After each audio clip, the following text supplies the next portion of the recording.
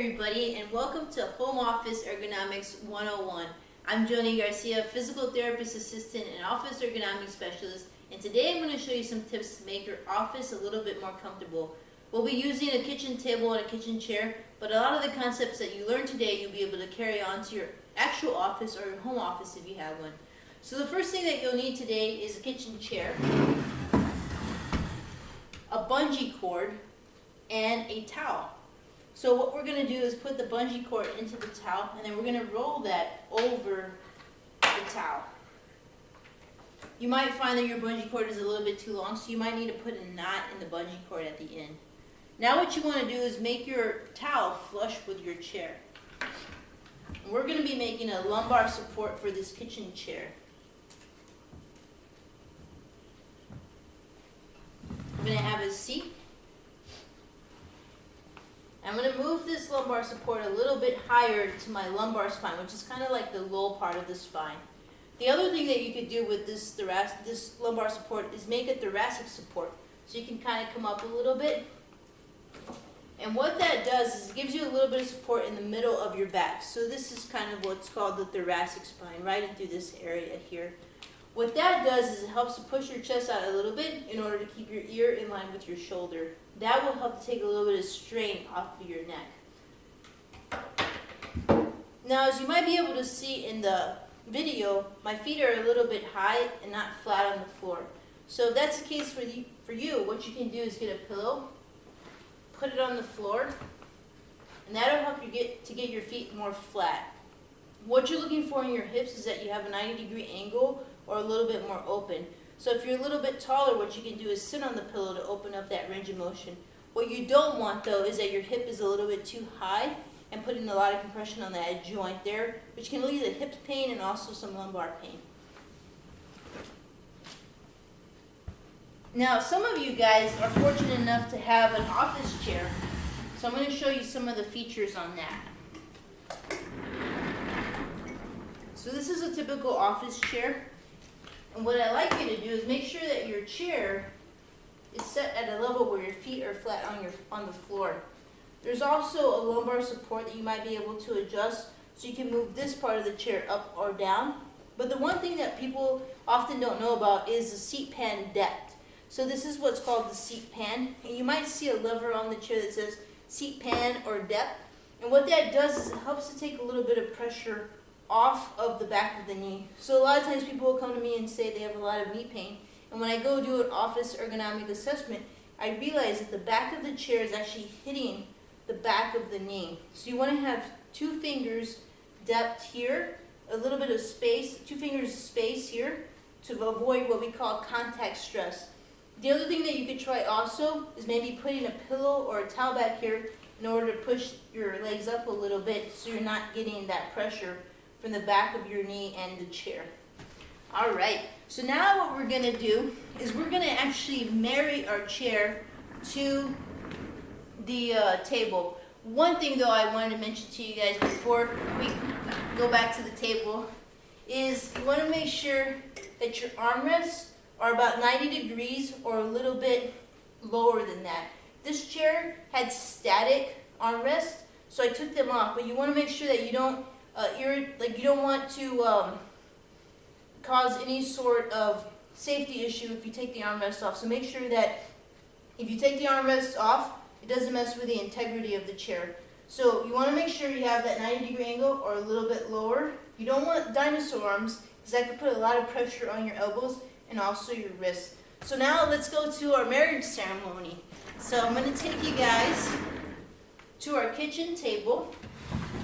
And we are now going to marry our chair to the table. So I bet you guys did not know you would be in a marriage ceremony today, but thank you all for coming. So I'm going to sit in the chair.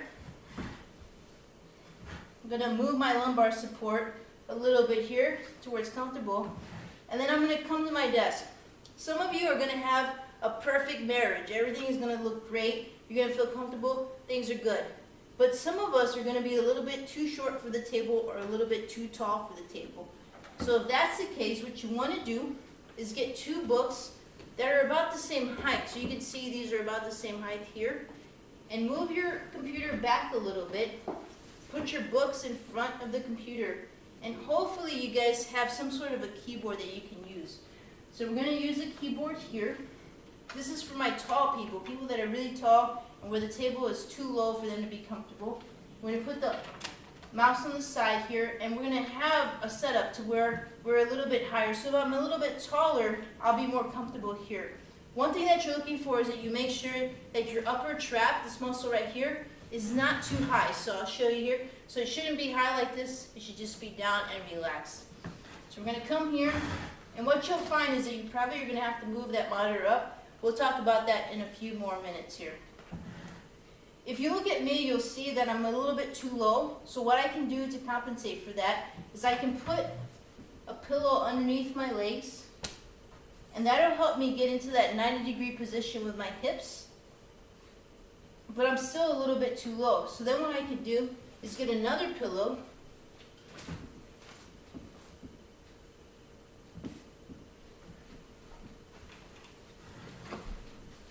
sit on it here. And now I'm a little bit more comfortable in terms of the positioning of my hand and the table. I'll move the books for now.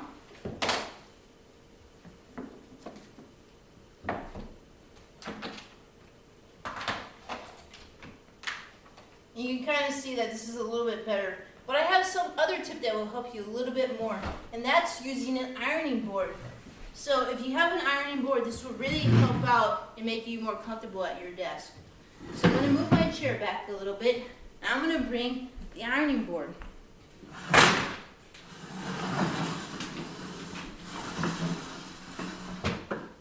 So if I put my ironing board down in front of my kitchen table, now I can kind of adjust a little bit more in terms of where I am with my keyboard. So I'm going to pull my pillow back. And this is really great for kids too. So if you have a small child that needs a good setup, this is what you can do to help them. So I'm going to move my keyboard. I'm also going to move this pillow because I realize I'm a little bit too high.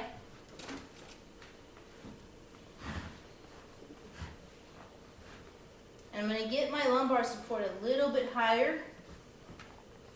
So what you might find is in the morning you might want a little bit more lumbar support, and maybe in the afternoon if you're feeling a little bit tired, you might want to move it up a little bit more in order to get your ear in line with your shoulder. That's a concept that you want to remember. So now you can see my keyboard is a little bit lower, my mouse is a little bit lower, and then I have my monitor here. But the thing is, I want to increase the height of my monitor to be more eye level. So I have two books.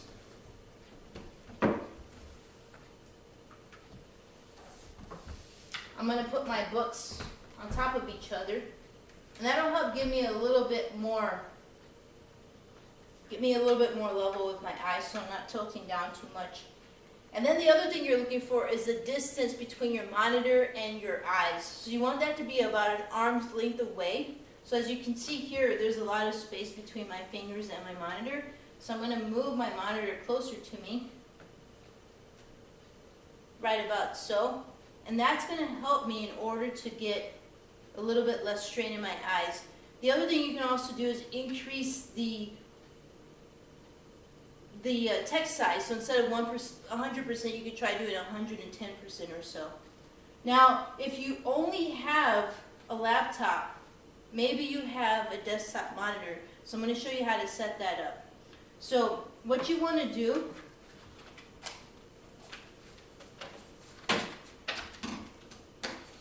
is bring your laptop down in order to use this as your keyboard and your mouse.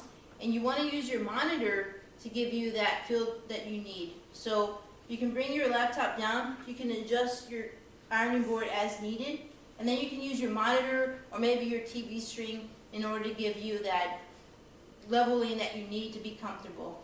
Now, a couple things I want to mention is you might be able to use a Bluetooth keyboard.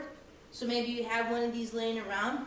That might be a little bit helpful in terms of getting you set up for success. The other thing that you might also consider is a wrist pad for your keyboard and also a wrist pad for your mouse.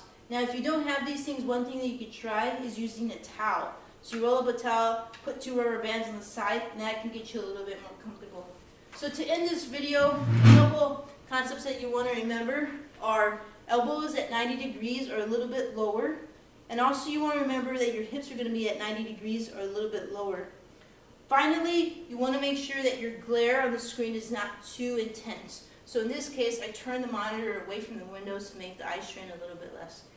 Thank you guys for watching today. If you have any questions about what we did today, feel free to reach out and have a good rest of your day. Bye-bye.